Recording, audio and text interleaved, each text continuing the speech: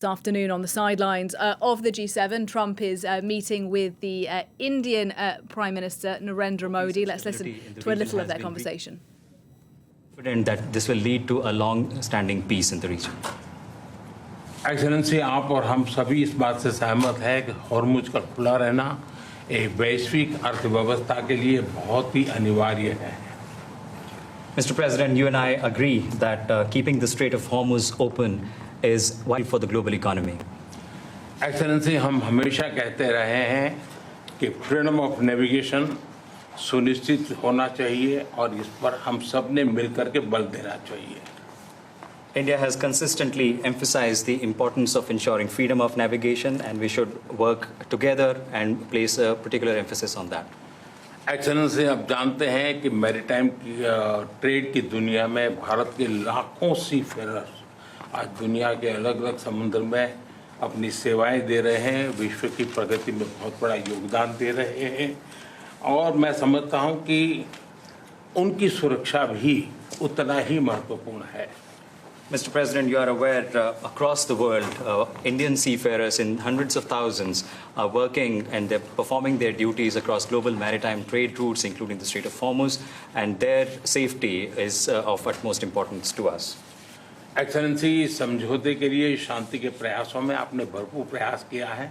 मुझे पूरा विश्वास है कि समझौते में सीफेरर की सुरक्षा भी सुनिश्चित होगी और उसको प्राथमिकता मिलेगी. Mr. President, you made tremendous efforts towards reaching this understanding and this agreement, and I'm confident that the issue of seafarers will receive the highest priority during the implementation of this agreement. Excellency, मैं फिर एक बार पश्चिम Asia में शांति बहाल कराने के आपके भरसक प्रयासों का मैं पूरी प्रशंसा करता हूं और आपका अभिनंदन करता हूं. Mr. President, once again, I deeply appreciate and I deeply commend your efforts in ensuring the restoration of peace and making efforts towards restoration of peace and stability in West Asia. Thank you very much. Thank you. Thank you. Friends, thank you. Any questions? Thank you, Mr. President. We just heard the Prime Minister praise your efforts, the peace efforts in the Middle Thank East. you.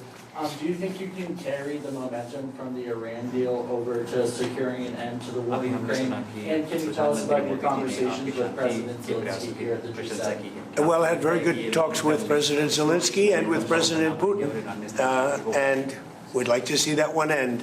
I ended 8 wars, and to be honest with you, I thought this would have been one of the easier ones, but they're not liking each other too much, and that makes it much more difficult. But we're working. I had 2 good conversations with President Zelensky and with President Putin. Will you let them build U.S. missiles or manufacture missiles, American missiles? They would like to be able to do that. We'll take a look at it. They have asked about it. Steve? How close are you to a U.S.-India trade deal? Very close. We've been there for a little while, and he's a very tough negotiator. He's one of the toughest, actually. So you look at this man. I'll give you a lesson. He's the most beautiful-looking man. He looks so nice. He's like an angel. But actually, he's as tough as he's a killer. I don't want to. He's a killer. He's as tough as they come. But he looks so good. So he gets you by surprise. But there's few people like this. People say he's such a nice man. I said, no, he's very tough. He's a tough trader, and he loves the Indian people, but he also loves the USA. We had Howdy Modi in Houston, remember? And the stadium was full. Right, remember that? He did Namaste Trump in India. That was great. And we'll be going to India sometime in the future. President Trump, when will you go to India and how do you see Quad as well? This is a grouping that was started under your first term, and this is a grouping that all the 4 countries are looking forward to. Well, we had a great visit last time in India. We opened up that new stadium, and I think there were 300,000-400,000 people. It seated like about 150,000, and there were 250,000 outside, and there were 100,000 on the grass.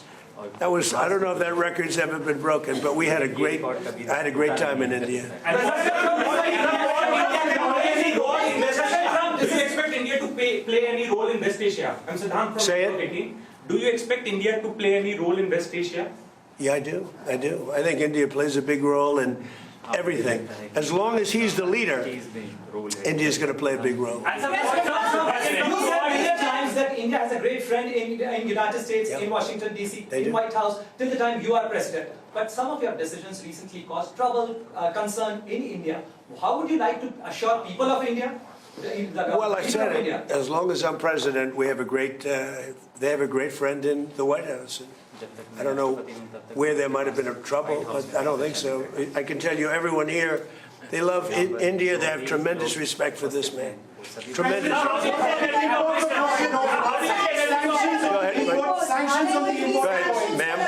Are there going to be sanctions that are going to be reimposed on Russia now that the focus has once again been shifted to the Ukraine-Russia war? We are looking at that. We're seeing how far the price of oil comes down. It's really tumbling. It's, I guess, 74, 75 right now. So it's down. It's soon going to be at the number that it was 4 months ago. It's pretty amazing. And on top of that, we will have an Iran without a nuclear weapon, which I can tell you the Prime Minister feels very strongly about that, too. What is Mr. President hear from European or G7 leaders? They were On Iran. to a leader, and we had G7 plus many others came, as you know. To a leader, they were thrilled. They could not have been happier. Well, this gentleman came, and that's a big get. He came, and they cannot even believe that it happened. It happened quickly, but it really didn't happen quickly. It happened. It's been happening for a long time. It's been happening from my first term, when a very evil man named Soleimani was killed. That's when it started. And nobody else did this but Trump. You know, you look at our president, 47 years, Iran took advantage of the world, the Middle East, but the world. Nobody did anything. The Obama deal was one of the dumbest deals I've ever seen. It was a road to a nuclear weapon. My deal is a wall to a nuclear. You're not going to have it. It's a wall to a nuclear weapon. On minesweepers, do you want the Europeans to send minesweeper boats? Did you talk about that? We don't need them, but if they want to send them, I think it's good. Has anyone committed to helping out? Yes, all of them. All of them. Which nations? The ones that have that kind of equipment have. But every one of them have committed to being involved in some form. And at this point, do you feel that Vladimir Putin is more responsible for the ongoing conflict in Ukraine? Well, I don't want to comment on that because I'm trying to get it settled, and that doesn't make it easy. Mr. President, you're on the cusp of making history with the possible peace in the Iran conflict. I like this guy. Who is he? Do you know who that is? Your reporters are much nicer than my reporters. Go ahead. But there is also a tragic loss of lives of Indian sailors recently, sir, in American strikes. Any words of condolences for the grieving families, sir? Yeah, I do. I heard about that. It's a rough profession. There's no question about it. And we work together on it. This has been happening throughout time, but we work together on it. Yeah, certainly. We love all of those people. They're great people. Yeah, please. How long do you expect Bill Pulte to be acting DNI? Well, as long as it takes to get everybody else approved. I mean, they were doing a rush act, and we didn't get anything for it. Look, he's a very legitimate guy. He's very smart. He's a brilliant guy. Look at the job he did at Fannie Mae, Freddie Mac. I mean, it's worth probably $1 trillion right now. So we put him there, but all of a sudden it was like a rush act by the Democrats. And they said they were going to approve FISA. And I said, but we want FISA approved, but we want the Save America Act approved. Voter ID, proof of citizenship, no mail-in ballots, with exceptions, like for the military, you're sick, you're traveling, disabled. Very, open and generous. We also want no men playing in women's sports, and we want no transgender mutilization of our children. None. Those are 5 things that are 99% that's all we want. It's not a lot. The Save America Act. And that can be passed any way they want to pass it, but I'm not going to sign FISA unless it's done. And this was like a rush act. And it was a rush act by the Democrats. All of a sudden they want to get... And why are they afraid of this guy? I mean, they're so afraid of him, they'll do anything not to have Pulte go in there. He's a very capable guy, and they're worried about that. Mr. President, Mr. President, Yes, ma'am, please. You said the Iran deal, the text is still being finalized. How confident are you that this Friday signing will happen? You talking about this one, on the deal? Deals are amazing. I've done them all my life. I've gone into deals that were 100% and they don't happen. I've gone into deals that there was no chance of getting them done, and it happens, and they happen easily. So you never know with deals, do you? But you're going to find out pretty soon. I think it'll be done. They want to sign. They want to get back to a normal life. You know, we hit them very hard. Don't forget, you know, people talk about when this started. This didn't start 3-4 months ago. This started years ago when I took out Soleimani. That was a big event. There are those that say it was the biggest event in the Middle East in 50 years. So we took him out, and they became a much different country. And then I terminated the JCPOA, that's Barack Hussein Obama's horrible deal, that gave them a nuclear weapon. And I terminated it, and I stopped it. And then I stopped it a second time with the B-2 bombers. And these are all major events in the history of the world, in my opinion, because it prevented them from having a nuclear weapon. And now we're going to do it again, and we're going to see how it works out. So this is a memorandum of understanding, but it's a very strong one. This isn't just like a 2-paragraph. This is a long, you know, pretty detailed memorandum that goes into a regular contract. I would think they would do it. If they don't, then that's, you know, that's okay. We'll have to start the process again. And we don't lose. We have the greatest military in the world. We have the greatest blockade. The naval blockade was 100% effective. And again, they have no Navy, they have no Air Force, all bombed out.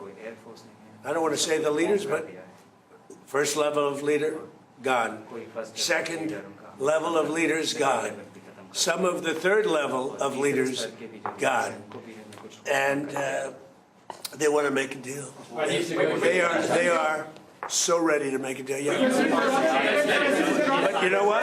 President Trump, the defense relationship between India and the United States. Sorry, I'm speaking, I won't. That's okay. Can you speak to the defense relationship between India and the United States? I think it's a great relationship. I can tell you this, without having a contract, we don't have a contract, you have to write contract. But if they were attacked, we would be there to help them. How is that? Is that a good statement? Okay, come here, man. If anybody attacks that man, we're going to be there. Now, if there's a new leader, I'm not sure about it. Okay. If there's a new leader, I don't know about that. But if they're attacked and he's the leader, we're going to be there to help. And we have, and I will say this, and everybody says it. I had a great meeting 3 weeks ago with President Xi of China.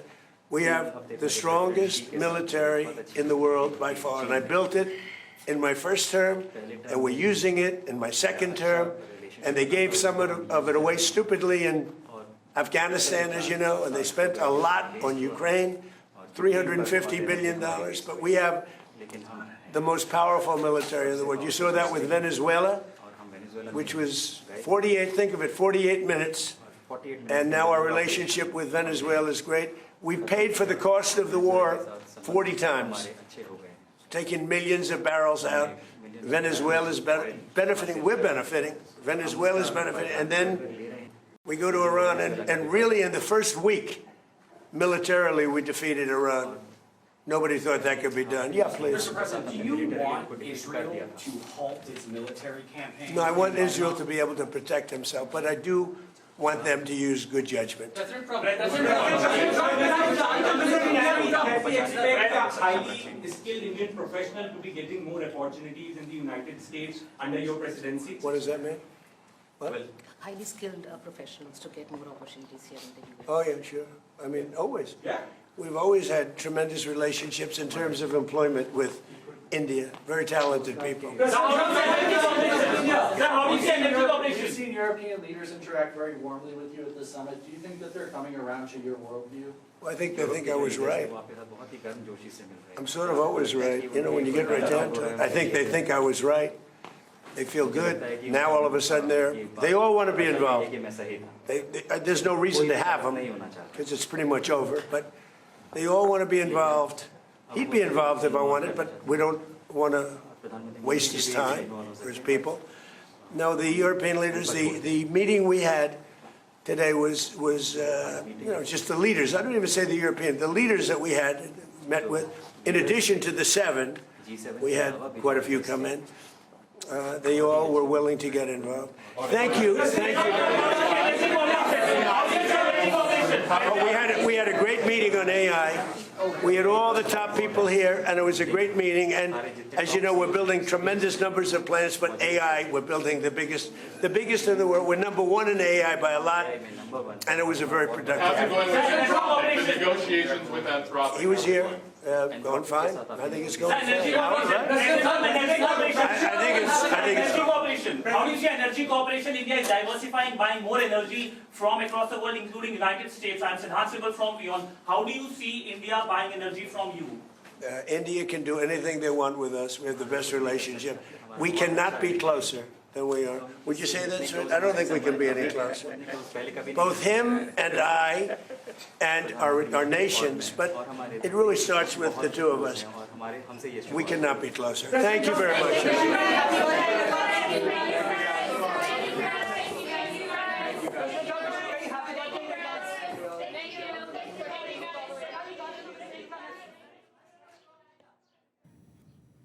All right, we'll dip out then of that chat between Donald Trump and the Indian Prime Minister Narendra Modi. A number of issues touched on by both leaders, notably by Donald Trump, quite a wide-ranging area of questions he was asked about Ukraine, Iran, and relations, of course, with India. Listening to that off-the-cuff chat with me was Angela Diffley. Angela, Donald Trump seemed in a rather good mood, didn't he? Perhaps he's got a bit of momentum behind him going into this G7 because he had secured a framework of the deal with Iran. What particularly stood out for you from what he just had to say there with Modi? Yeah, I mean, you can really tell he is in a good mood. His body language, everything, he's breezy, he's enjoying all the questions. You and I were talking while he was speaking about what a nightmare it is for people trying to translate into different languages any press conference by Donald Trump or these impromptu press meetings. You know, he wanders from one subject to the other, and you were telling me about how difficult it is for them to then translate it into some kind of formal language afterwards because his style is so maverick. There were a couple of kind of serious issues there. You know, the Indian Prime Minister will have reminded him about those 3 Indian sailors who were killed when the Americans were doing their counter blockade. They fired into the engine room of an Indian vessel. 3 Indian sailors were killed. He was asked there if he planned to meet with their families and if he expressed his condolences. He said he certainly did. You know, the Americans will see that as collateral damage, but those are 3 Indians who had nothing to do with this war who were caught in it.